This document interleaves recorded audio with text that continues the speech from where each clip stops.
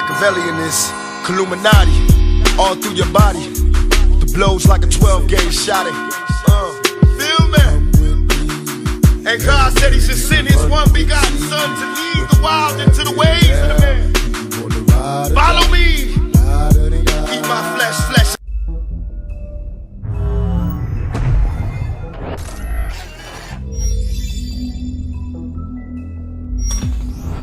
Stepping out from the monumental shadow of Telltale's superb take on The Walking Dead, The Wolf Among Us immediately stakes its own claim as one of the most exciting adventure games of the year. Filling in the shoes of Bigby Wolf, the sheriff of a magical version of New York City populated by the fairy tale characters that we all grew up with, is an energetic and memorable experience. As the first episode of a 5-part series, it builds upon the same emphasis of choice and consequence as its undead predecessor, while providing a starkly different tone via its unique presentation and adherence to the roots of noir fiction. It's not my problem. You're the one risking your entire family getting shipped off. It's completely irresponsible, Toad. Bigby, please. That's a low blow, mate. Telltale does an impeccable job in translating the world of Bill Willingham's Fables comic book series into a game. Taking place before the comic, the story revolves around solving a shocking murder while trying to maintain a semblance of order among a tight-knit community of displaced fairy tale characters. Every moment of this episode's investigation is filled with intriguing characters, mysterious settings, and fantastic writing.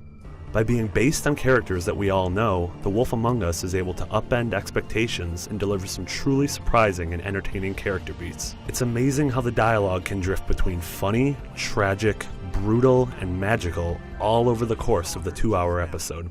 These great interactions are all delivered with a neon color palette and a stylish synthesized score that brings to mind shades of Drive and John Carpenter's movies, all of which work towards building the mood of a late 80s noir.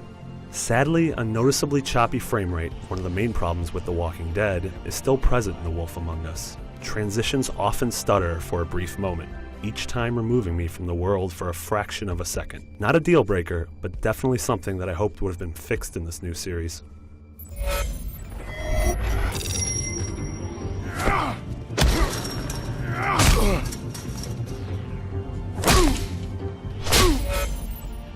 The Wolf Among Us is surprisingly physical for an adventure game, and I mean that in a good way. I made my decisions as if I were the imposing sheriff of this strange, dangerous, and magical world. I had no qualms with roughing up a suspect, busting down doors, or tearing apart a room during a fight.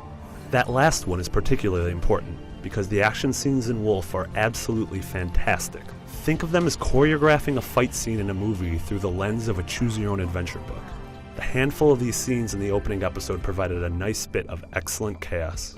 Bigby's story arc is punctuated by big moments of obvious decision-making, where the gameplay will slow to a halt and let you linger on which path you want to go down. Despite being a bit on the nose, knowing where the big intersections were made me want to immediately go back and replay the episode to see what would have happened had I made different decisions. Unlike many adventure games, where I view my single playthrough as my own personal gospel, I see myself going back to uncover every corner of Bigby's complicated web. You're not as bad as everyone says you are. Telltale has once again delivered a well-written adventure, but with the added dose of a stylish noir presentation. The beginning of Bigby's adventure is funny, brutal, and mysterious in the best possible way. If this inaugural episode of The Wolf Among Us is any indication of the rest of the season, then Telltale's latest adventure game is set to provide an adventure every bit as memorable as Lee and Clementine's. For more on The Wolf Among Us, stay tuned to IGN.